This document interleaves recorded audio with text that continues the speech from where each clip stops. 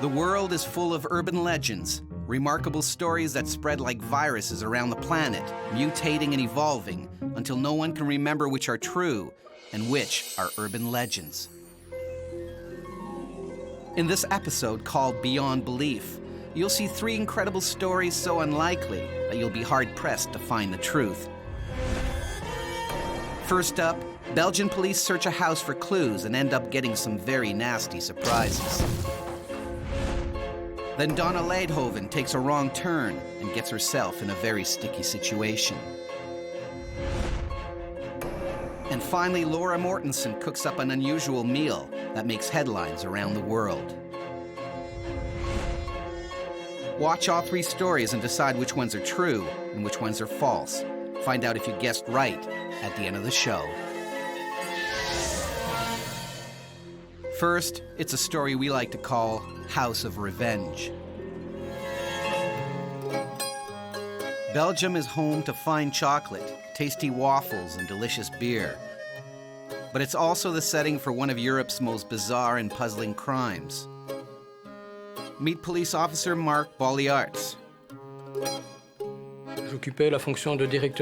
I was the assistant director in the emergency services for the area outside of Charleroi. It would prove to be the most intriguing case he would ever investigate. In November 2002, police are called to the home of Louis Detti after neighbors hear a gunshot. Inspector Bolliarts is the first officer on the scene. When we walked into the room, we noticed that Monsieur Detti was in a seated position. His arm was stuck in sort of a cabinet door. We didn't know cause of death at first. When we noticed the hole in Detti's throat, we thought he might have injured himself with a tool while he was working. But this is no accident. Monsieur Detti has been shot. Bolliarts immediately launches a murder investigation and searches the house for clues. We came across a room that looked like a bedroom. This room contained a bed and 2 cabinets on the left. I began with the armoire, while my colleagues noticed the chest and opened it. And that's when the explosion occurred.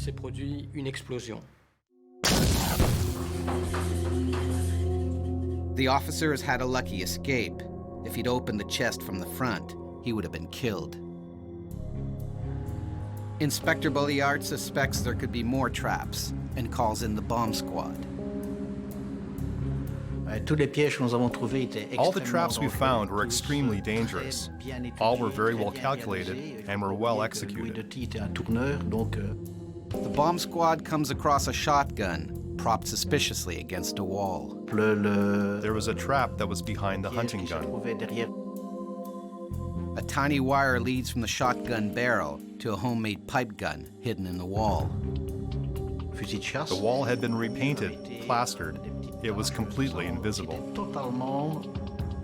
They find another deadly device in the TV set. The TV was attached to a wire, and when you turned the TV towards your viewing angle, it would set off a trap. Behind the TV's speaker lies another homemade gun. All the traps built in the house always aimed for the head. The house is riddled with hidden devices. We broke down the walls, removed all the trims. Each trap was completely removed, including the material around it. In the whole world, there's never been such a concentration of traps. Then the police discover a book full of drawings and riddles. We found 17 traps by ourselves. When we got the book, we compared the elements with those we had found. Afterwards, we knew there were 3 traps that hadn't been discovered yet. Stumped, the police approach Monsieur Detti's family to see if they can help find the final traps. It's inhuman. It's incomprehensible. These things aren't done. One of the unsolved riddles is titled Cheaper by the Dozen. Cheaper by the Dozen was a movie we watched when we were much younger, and they break dishes in the movie. Sure enough, there was a trap involving dishes, and if the dishes were moved, the trap would go off. Le piège se mettait en route. With all the traps diffused, Inspector Bolliards examines the device that killed Louis Detis and comes to a chilling conclusion. We realized Monsieur Detis died either building or performing maintenance on a trap. Far from being the victim of a heinous murder, Monsieur Detis was a victim of his own ingenuity. We were able to learn that Monsieur Detis resented his children following an inheritance dispute. He was angry that his mother sold us the house. That's all. If Monsieur Detis couldn't live there, then he wanted to make sure no one else could.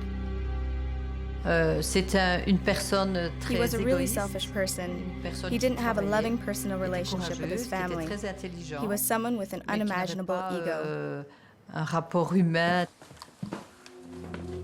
But he got his comeuppance when he accidentally set off the 20th booby trap, hidden in a cabinet.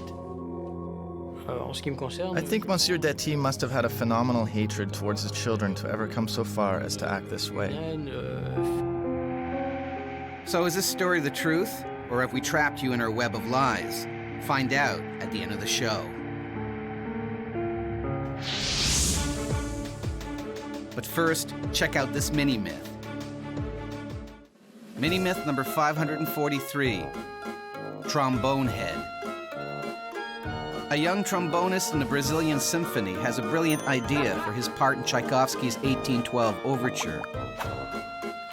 During an outdoor concert, he puts a firecracker in the end of his trombone.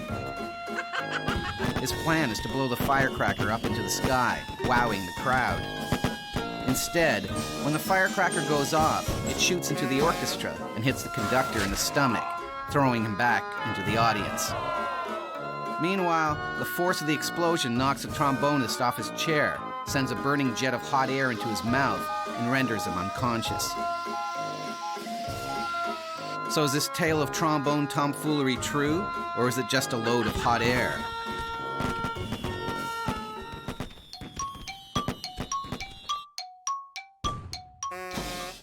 It's false. This myth of musical mayhem has been around for over 50 years, sometimes featuring other instruments like clarinets, flutes, and trumpets. On Urban Legends, we show you 3 amazing stories. You must decide which ones are radically real and which ones are just marvelously mythical. So far, you've seen the tale of Louis Detis, the man who tried to kill his estranged family with booby traps, only to die when he set off one of his own devices. But is it fact or fallacy? Find out at the end of the show. Now it's time for our next story. It's called Watch Your Back. Chicago, Illinois is famous for skyscrapers, elevated subways, and Al Capone. And when one Windy City resident met a bunch of modern-day gangsters, she got herself in a very sticky situation. Meet Donna Leithoven.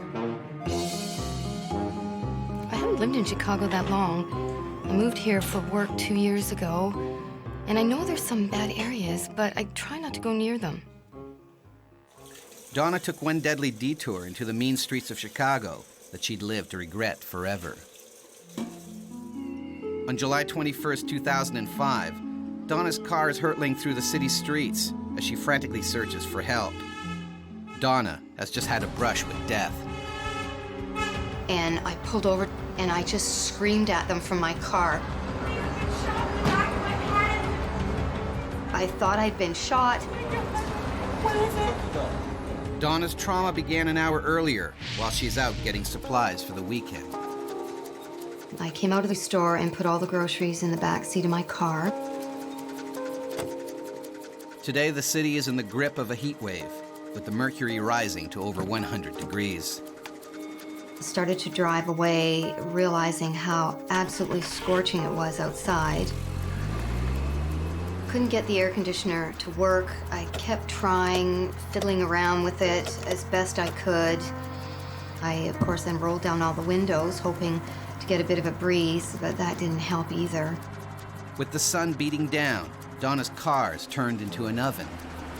I went down the road and there was a detour up ahead.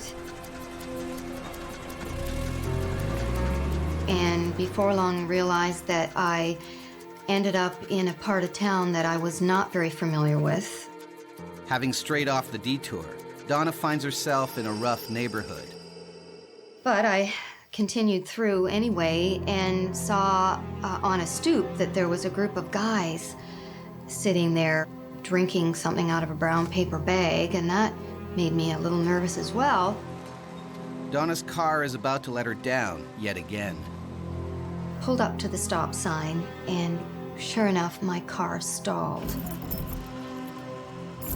The guys saw me stop and started to come up to my car. They seem like they're looking for trouble. And I rolled up my windows right away. I just didn't know what to do. They sort of all started swarming my car. And I just kept trying to turn the key. Thank God it finally started. I just took off from that intersection. And I wasn't even thinking, I just knew that I needed to get out of there. But Donna's bad day is about to get even worse. I hadn't gone very far when I heard this huge explosion. And I felt this stinging and this burning on the back of my head. And I thought that I must have been shot.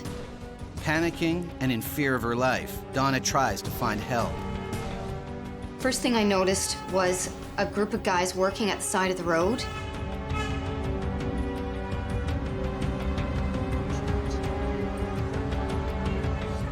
Explained that I thought I'd been shot. He felt the back of my head. He sort of started to laugh and said, I think it smells like cookie dough. It smells like chocolate. If Donna hasn't been shot, then what happened? And I thought, what on earth is he talking about? When I suddenly remembered that I had bought cookie dough at the grocery store. And in fact, because of the heat, it had been so hot that the package must have exploded in the back seat of my car and hit me in the back of the head. I was a little bit embarrassed, but obviously thankful that I had not been shot. So is the story true, or have we just cooked it up? Find out at the end of the show.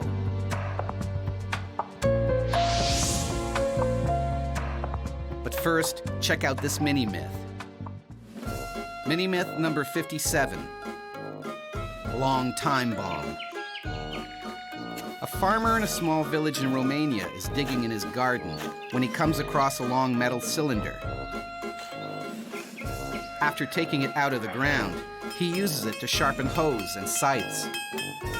One day, a neighbor notices his makeshift anvil and calls the fire brigade. They arrive and are shocked to see that the anvil is a live, unexploded World War II artillery shell. They seize it and turn it over to the Army bomb squad, who destroys it in a controlled explosion. So, is this story true, or have we blown it out of proportion?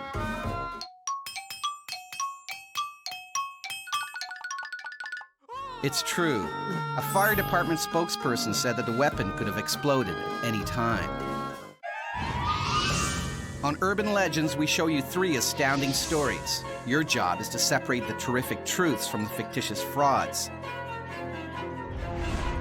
So far, you've seen the tale of Louis Déty, the guy who rigged his house with so many booby traps that he ended up setting one of them off himself. And the story of Donna Leidhoven, the woman who thought she'd been shot in the head, only to discover it was exploding cookie dough. But are any of these stories the real deal? We'll let you know at the end of the show. Now it's time for our final story. This one's called Dish of the Day. Denmark is famous for butter, bacon, and delicious pastries. But one resident decided to serve up a distinctly untraditional dish. Meet Laura Mortensen. I am studying at the Danish School of Journalism in Aarhus, and that's second biggest city in Denmark. The culinary masterpiece Laura cooked up would make animal lovers sick to their stomachs. In June 2008, Laura and her friends are having a dinner party with a difference. Their entree as a very unusual ingredient. I would say before doing the whole thing, it was like a very, very weird experience because, I mean, how often do you eat such an animal? But after it was cooked in a nice way, and it just looked like, I mean, meat. It looked like chicken when it was there, so it was not that scary to eat. Laura cautiously leads the way. And I think when we took the first bite, it was a little bit on the edge, but after that it was actually not that bad. The meal made headlines around the world. And gets on the front of the newspapers, like on page 1 of the newspapers. And the next couple of days, it was like everywhere in the medias in Denmark. It all started 1 week earlier, when Laura and her colleagues are discussing story ideas for their college magazine. We were talking about the different ways we treat animals here in Denmark. We treat the production animals very badly. We treat our pets like they were our kids. We buy them expensive jewelry and special clothes, and we thought that was kind of like weird. Shouldn't all animals be treated just the same? Since we are a magazine for journalism students, we thought that it could be interesting to do the story in another way. Their provocative plan starts with cooking an animal that people usually cuddle rather than cover in sauce. So we contacted a farmer. We told him about the whole project. He thought it was an interesting idea, and he said that he would like to help us. The next day, the farmer delivers the special meat. We contacted a chef at a restaurant because we need a person who knows how to cook such an animal. And he said that it sounded like an interesting job, and he would like to do that.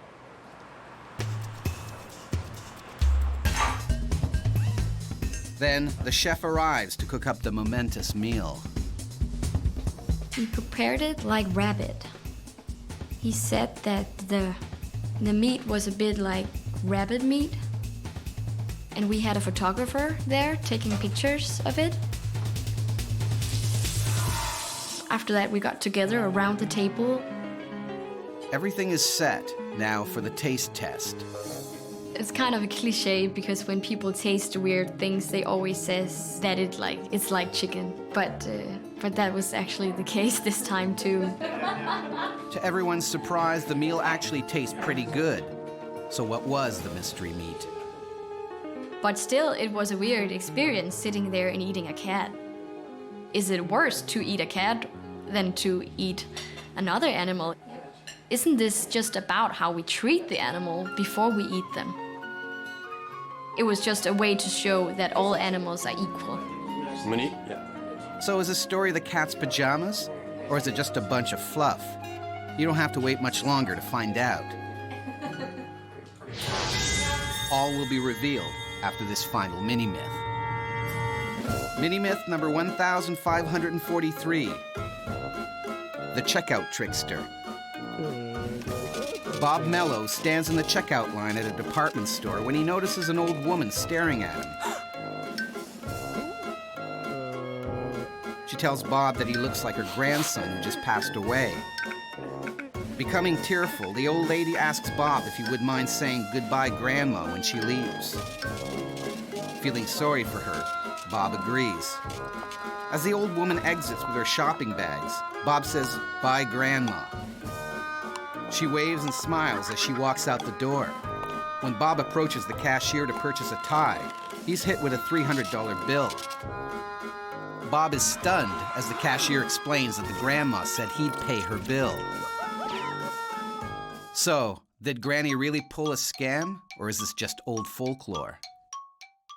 It's false.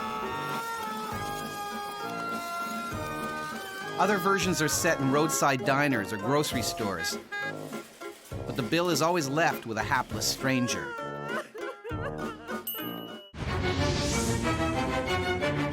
Now it's time to reveal the truth about our three stories. First up, it's the tale of Louis Detti, the old man who rigged his house with booby traps to kill his estranged family, but ended up fatally triggering one of his own devices. So, is it true or false? My name is Marc Bolliards. I'm a police officer, and this is a true story. Monsieur Detti's fiendish booby traps were so well made and concealed that bomb squads across Europe used the case in their counter-terrorism training. What about the story of Donna Laidhoven? When she ended up on the wrong side of town, Donna thought a street gang shot her in the head. But when she stopped for help, she realized that she'd been covered in exploding cookie dough. Is this tale just a bunch of hot air? This story is false. I never buy cookie dough. I always make my cookies from scratch. But that didn't stop the Orlando Sentinel newspaper from running an exploding cookie dough article as a true story in May 1996.